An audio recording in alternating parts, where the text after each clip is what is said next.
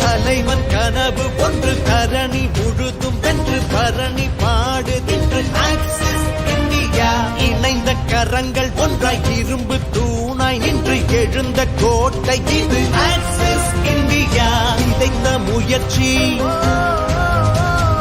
உழைத்த வெற்றி ஆக்சிஸ் வழியாய் இணையும் பொழுது